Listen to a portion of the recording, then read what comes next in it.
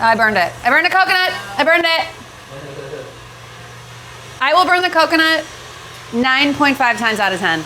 I just will never not burn this coconut.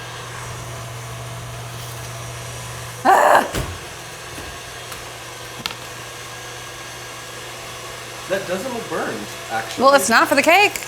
You want to keep the cake light and fluffy and airy, like a cloud, like a sweater, like beautiful.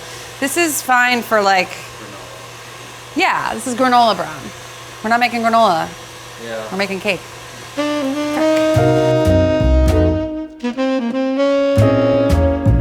It's a coconut cake.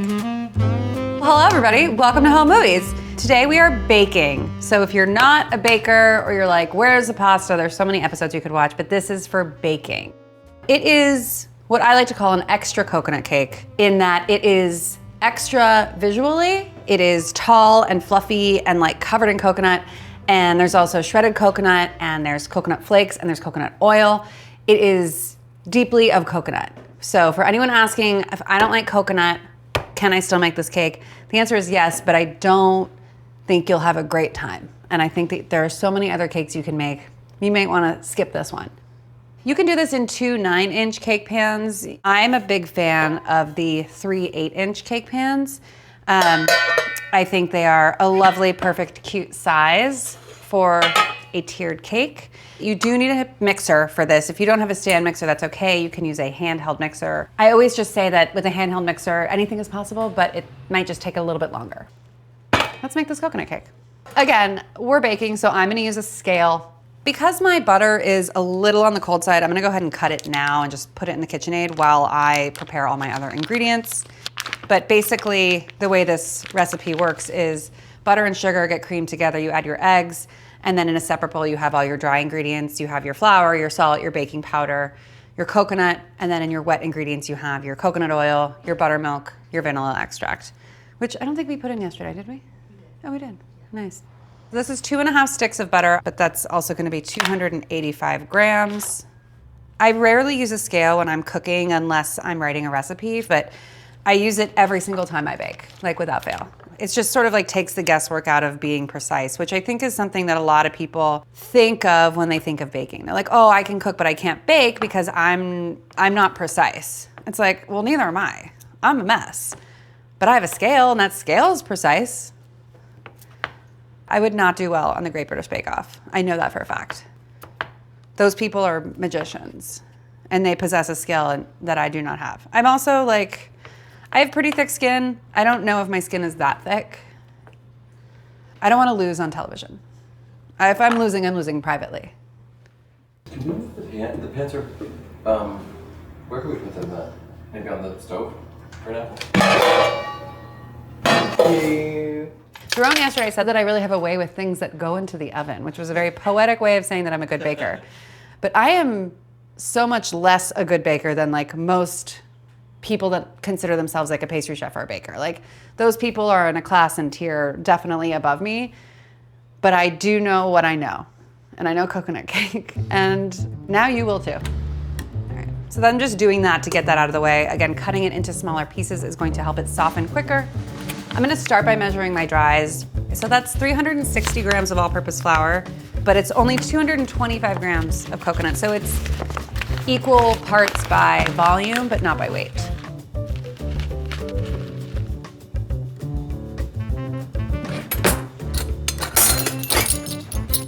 This is gonna get 1 tablespoon of baking powder,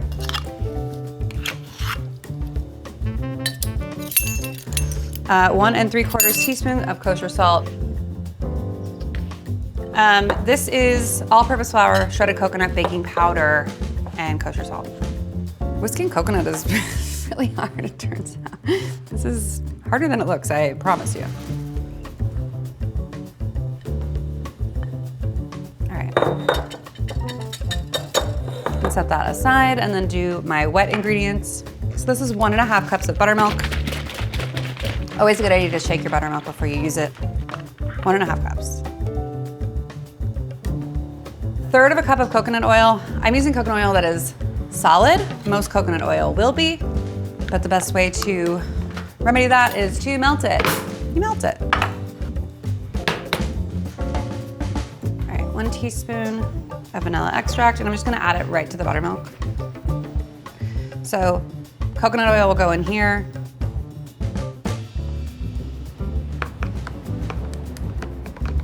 The last ingredient that I need to add is our sugar. So I'm doing 2 cups of granulated sugar.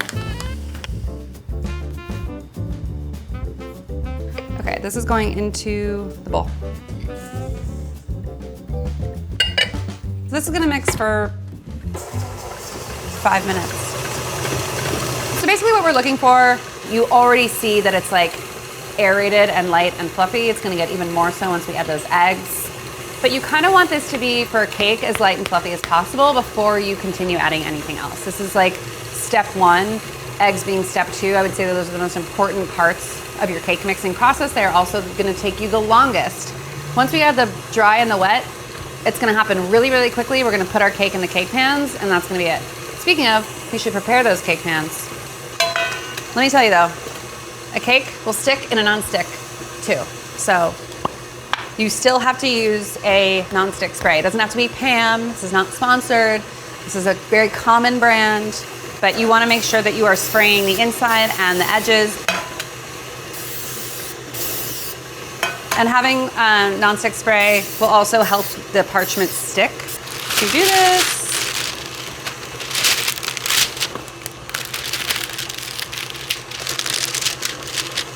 Hold it. A lot of math here. I've done this before. I did this for a carrot cake. Keep holding it. Again, like a paper plane, like origami, which is origami. Measure kind of from the center. So I made this a little bigger than I had to.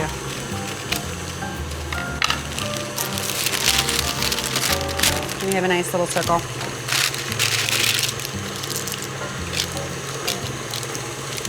See how the parchment will like stick to the non-stick spray? It doesn't slide around, which is really important when you're adding the cake batter, but still give that a spray.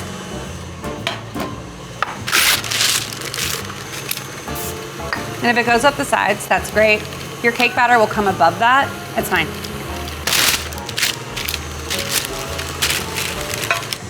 Okay, see how light and fluffy this is? It almost looks like frosting. It's like very pale, very white. So take your spatula, it doesn't have to be this one, and just scrape the sides down. And now we're gonna add our eggs one at a time.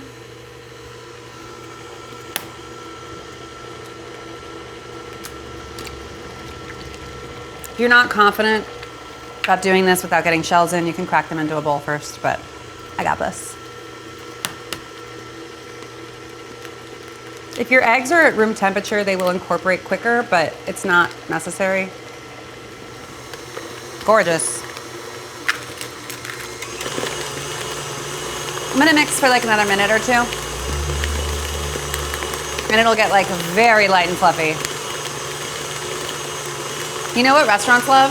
They love whipped ricotta. They love to be like, it's whipped ricotta. Mostly it's just ricotta put in a mixer and like paddled a little bit. Cool. So for the cake mixing part, the dries and the wets, I like to think of it as adding your dry ingredients in 3 stages and your wets in 2. So you go dry, wet, end with dry. Begin and end with dry, wet and dry in the middle. That to me is a good balance of making sure that if you were to add all your liquids right now, it would be a soupy, sloppy mess. It would be too wet. It would get everywhere. It would splash and sploosh, and putting all this water into all this fat would be very challenging.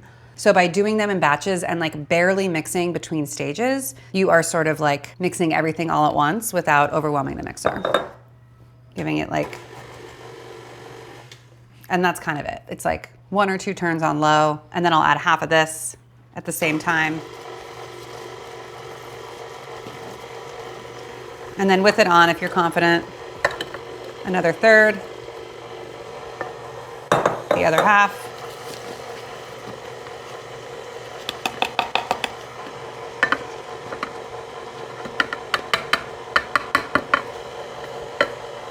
And then as just like the last, I'll give it like a pretty aggressive spin. And that's it. Okay, so again, just kind of make sure that anything at the bottom is incorporated. This looks very well incorporated. It's always kind of nice to undermix it in the mixer and then just give it a few turns by hand, because that way you can like really make sure whatever's at the bottom or on the sides has been fully incorporated. You can see it's like gorgeous and fluffy and aerated. And tastes really good. All right. I did this yesterday without a scale and it was fine.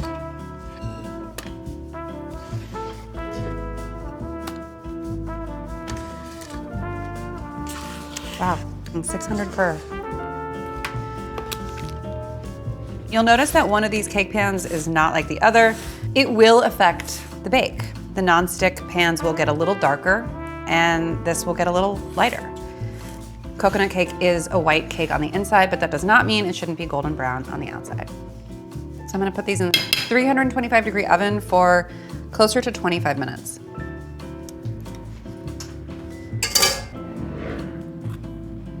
Crazy. What's he doing? He's just on his back. A lot of cords for that cat to chew through in here. It's been about 25 to 30 minutes. The cake is springing back when I press on it, and it's pulled away from the sides of the pan. Boop, boop. And what I'll do for almost all the cakes every time is I will invert them.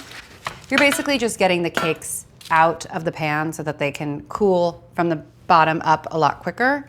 If you're worried about how to do this, don't be, because you've properly oiled and parchmented your cake, so they should just pop right out. Gorgeous. I'm not gonna put parchment on this, just ignore me. I know, it's fine. Anyway, 3 cakes. We're gonna let them cool completely. That is like, if you can do this overnight, great. Do not rush this by putting them in the fridge. That will not work because the inside of the cake will still be hot. Leave them to cool at room temperature at least an hour, much longer if you can. Again, give this cake as much time as you can. Please, I'm begging you to let these cakes cool to their full potential before frosting. Thank you so much. But because we don't have that kind of time, we're gonna use the cakes that I baked yesterday to build our cake. I had a little bit of a casualty situation with some of the sides, but we're gonna power through. And guess what? When we frost it, nobody will know or care. Yeah, sure, why not? A light toasting, like a gentle browning. Sun-kissed. I'm gonna stick these in that 325 oven for a few minutes, and you'll see they'll get like lightly browned. These need to be cool before you frost as well. This frosting is a creamy, salty vanilla frosting. It's made with butter and cream cheese and powdered sugar and salt. You can add vanilla if you want. I don't think it's necessary, but this is like my gold standard for all vanilla frostings. Anyone who's ever tried to measure powdered sugar with a measuring cup knows that is a nightmare waiting to happen. So I'm gonna weigh this out. I'm gonna set that aside and I'm gonna add my butter first, paddle that, and then I'm gonna add my cream cheese to that.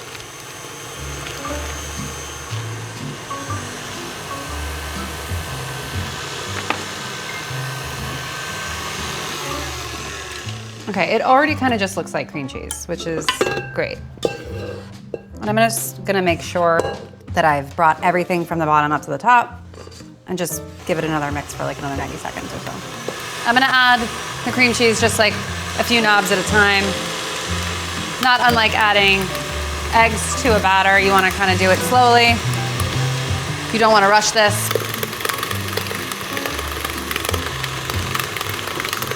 As it becomes more cream cheese than butter, you can add it a little bit quicker. And if you don't want to buy one of these after this episode, you're never going to buy one. All right. Gorgeous. If you have a vanilla bean, this is a nice time to use it. If you don't, vanilla extract is great. The third sort of wild card option is vanilla bean paste. And a little bit goes kind of a long way, so it's like a half teaspoon. You know who sells vanilla bean paste? And it's good? Who? Trader Joe's. Huh. And it's $4. Huh. Well, there you go. You learn something new every day. We're adding, what is it, teaspoon and a half? Half a teaspoon of salt. Half a teaspoon. I'm eyeballing. but it's in the name, salty vanilla frosting. So make it, taste it. If it needs more salt, add more salt. And then sugar. Start it kind of slow because the powdered sugar will go everywhere if you let it rip immediately. Do you know the reason I decided to do this recipe? Someone tweeted that in honor of Kamala Harris being the Democratic nominee for president and the coconut tree, they were gonna make the coconut cake. And I was like, that is a good recipe, I should make that. So, by the time this video comes out in internet meme years, this will have been 18 years ago, and hopefully we've all forgotten about it. I don't think that should be her legacy. I think it's funny. And all that aside, this is an excellent recipe and stands the test of time. But you can consider this my official endorsement for Kamala Harris for president 2024. Gorgeous. So fluffy, so light. So creamy. It's beautiful, it's perfect. I love it. Any crumbs that want to kind of fall away, you can kind of encourage that because they'll get stuck in your frosting. But again, we're covering this cake in coconut. This is a very forgiving cake aesthetically. More is not more here. I think that people think that you need like a thick layer between each cake, but you don't. Okay, thank you. Oh, it's perfect. Note the distinction? Even that's a little dark, but this cake cracked just now, and you know who doesn't care is me. You know who will never notice is you. Don't panic. Oh, there we go.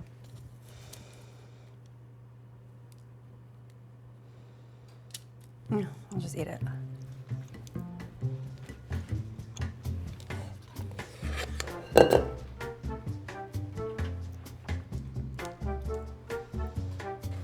And then we'll apply what is known as the crumb coat. And this is not a layer of frosting to be seen by the world. This is going to go back in the fridge. And that way you can imagine once it's cold and chilled and firm, there's like a smooth layer of frosting for which to apply frosting without any worry that you're gonna get crumbs in the side.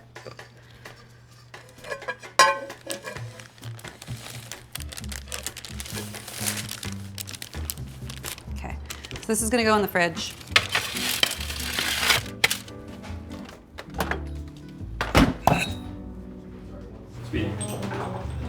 Coconut cake, take 5.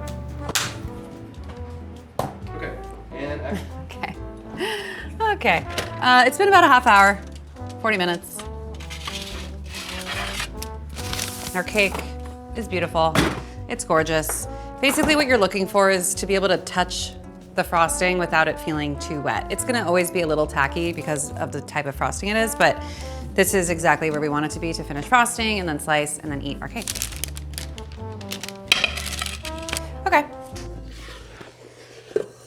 Really what I'm looking for is just like a nice, even, thick layer for which to apply the coconut.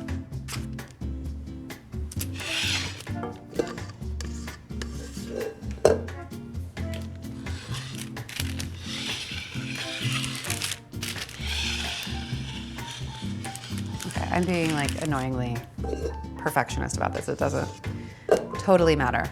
If you have any leftover frosting, eat it. And I think this is beautiful as is, but you know, it is nice to do the coconut.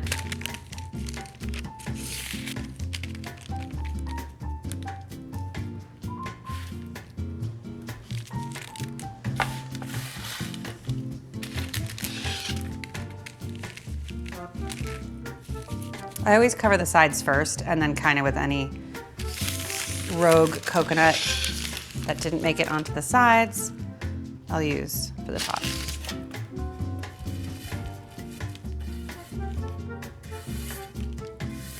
And then very carefully, but not impossibly,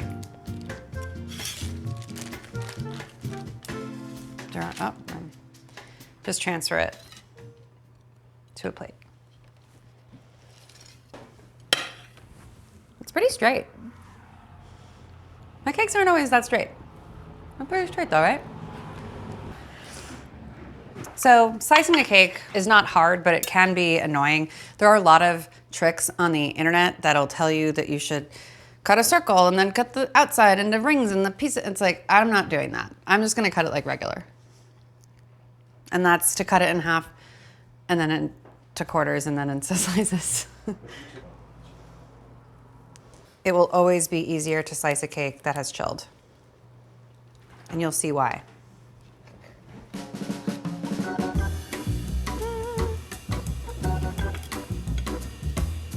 New stance, only slice the cake after it's been chilled. I thought I could push it for the camera, but it's really good, you guys. Come try it. Cake is such a special treat. It is a lot of work, but like, that's sort of why, like, cake is special. Cake is for celebration. Cake is to be like, something wonderful happened, or I had a really bad day, or I care about you. It's really good, right? It's incredible. Yeah, and it's light as air. So light. Yeah. Could it be lighter? I don't know. I don't know. I know. Despite the fact that I did make the mistake of slicing into it too soon, it's actually kind of nice because you can see how fluffy it is. Half of it is missing. I lost it to the inside of the cake, but that's user error. I won't be so foolish next time. I love her. Wow. Do you like it? Alison, that is great. Do you like it? It's really, really good. Could you imagine if the food sucked? I don't think you could do this job. It would be awkward. Like, it would suck. That's kind of a funny idea.